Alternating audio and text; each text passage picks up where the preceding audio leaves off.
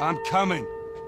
More than 2 years ago, when we were finishing Last of Us Part 2, and we were working on those flashbacks within that scene for the first game, we got excited with the idea of like, oh man, what if we made The Last of Us Part 1 to look as good, if not better, than what we have done with Last of Us Part 2, which we really pushed the boundaries of like what we could do from gameplay and a graphical standpoint, and felt like if we do that, we could actually come even closer to our original vision of what the first game would have been had we not been constrained by technology.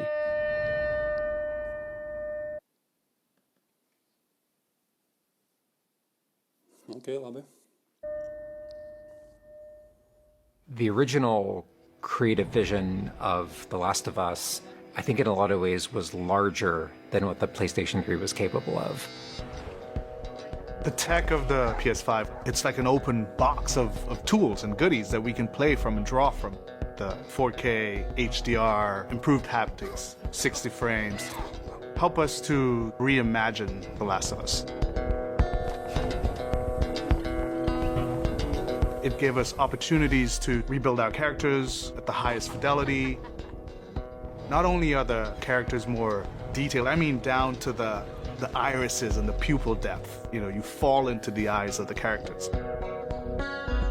Aside from that, the facial animation is just way more believable. Like all the nuances, all the little subtle reactions, glances, glares, right? Like you get all of it almost closer to sort of the original performances.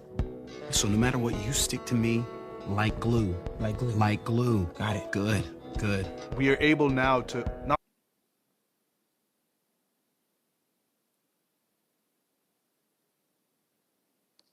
only just have the highest fidelity characters in the cutscene, but also in gameplay. It's the same character, so now we can do these seamless transitions in and out. Every part of the game has benefited from seamless transitions and emotional scripting. Pretty good, huh? Our stories happen in gameplay, on a stick. She knew my mom. All this stuff is designed to keep you constantly in this world. Riley, come here. Now you got this, go.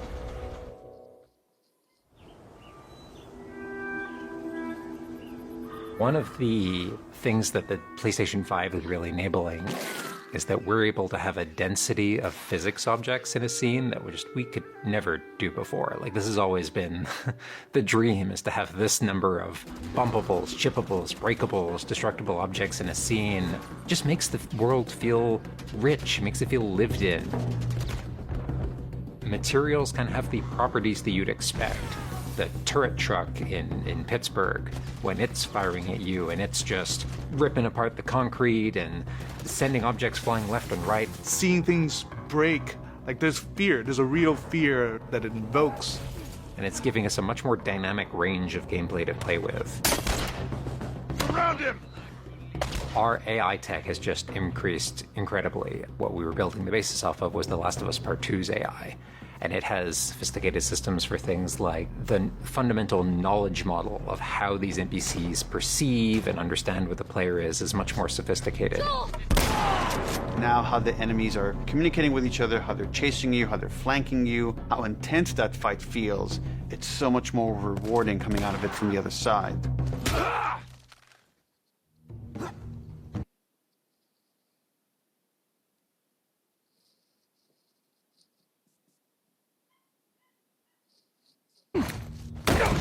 Get out!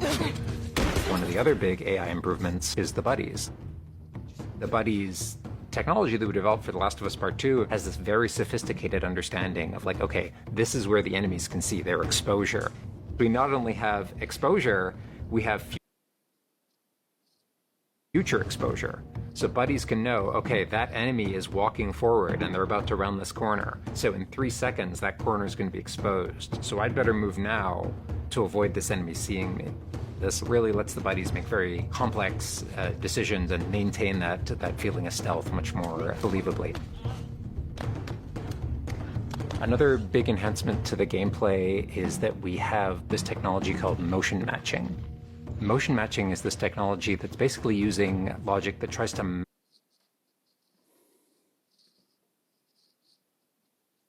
match the desired movement to a bucket of hundreds of animations.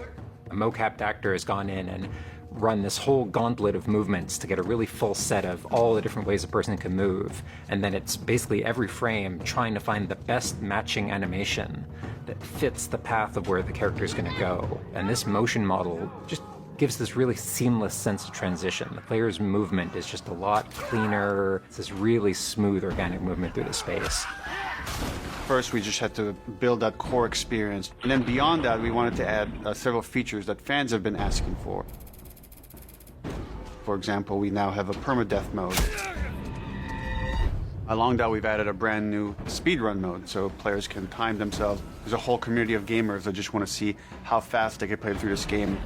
Beyond that, we added a bunch more of unlockables. So there's all these different outfits for Ellie and Joel that people can unlock. A model viewer mode,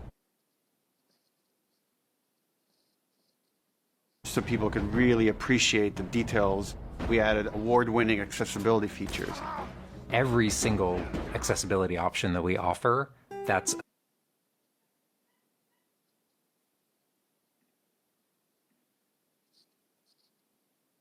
a barrier removed for someone. As she surveys the apartment, her eyes wander to Joel. She steps past the couch. He wears the wristwatch Sarah gifted him, which now has a cracked face. To my knowledge, this is the first PlayStation game that has audio description built into the game, built into the cinematics. Now it's nighttime. Joel stirs in his sleep. And that's really the way we've tried to push the frontier of accessibility on this game.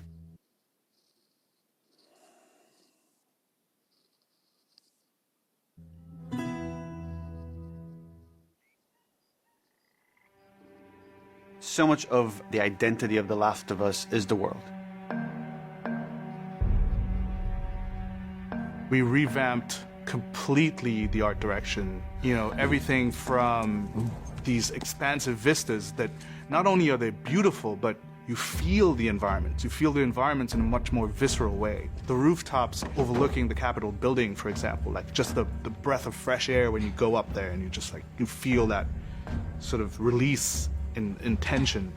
And then, you know, to juxtapose that down in the tunnels in Wilds, and you get that dank, flooded tunnel feel, that humidity, you can actually feel it. All these environments are just completely reimagined. Now we got our engine on the PS5, those haptics, the 3D audio, the fast loading. It really creates a much more immersive, and because of that, much more emotional experience. One of the things I absolutely love with the 3D audio in The Last of Us Part 1 is being able to hear an enemy before they sneak up on you. And trying to do a stalker fight with the 3D audio is just so much fun. You're hearing them skitter around in a different room, and you're hearing them trying to get up behind you.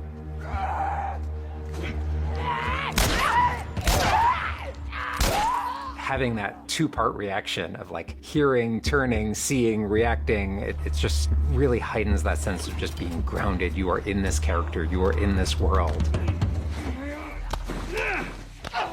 Now, with the PlayStation 5, the amount of control that developers have over the DualSense, it's really, really cool. All the guns in the game have a variable amount of resistance on the triggers when you aim them. The way it works with the bow is that at the very beginning, when they're starting to draw the bow, there's a little bit of resistance. And then as the bow gets tauter and tauter, the amount of resistance is increasing. And then when you release the bow, you're also getting that resistance going out of the trigger.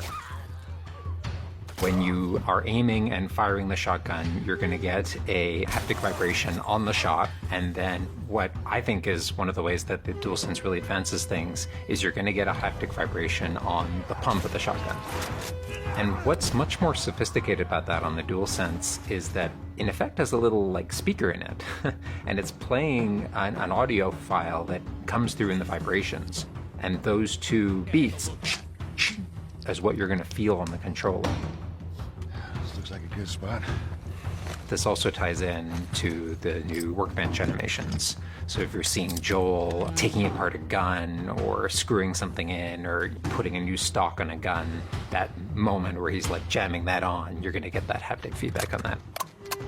We have, haptics all across the board, for all the moments you kind of expect, for clambering, jumping, landing.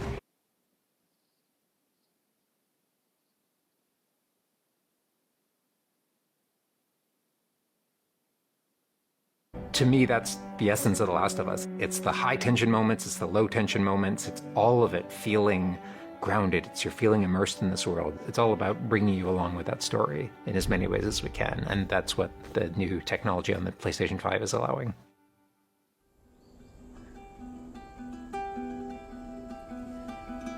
Was that everything you hoped for? Jury's still out. There's something special about that core experience of playing as Joel and Ellie on this journey. Then to take that experience and really honor it. Labi, viss. Pietiks. Parāk daudz, jau viņi atkārtojas.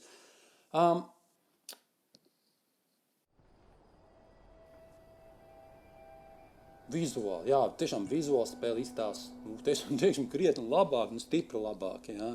Manuprāt, remasterē, tik labi, nebija tās liels atšķirības, kā šeit, remake. Un arī mākslas intelekts būs uzlabots un mainīsies spēšanas veids. Tas bija tas interesantākais, ko stāstīja. Bet, jebkurā gadījumā es neesmu pamatīgi pārsteigts, vai ne? Es neesmu tur, Dievs, to ņemšu pirkšā. Es nezinu, man kaut kā...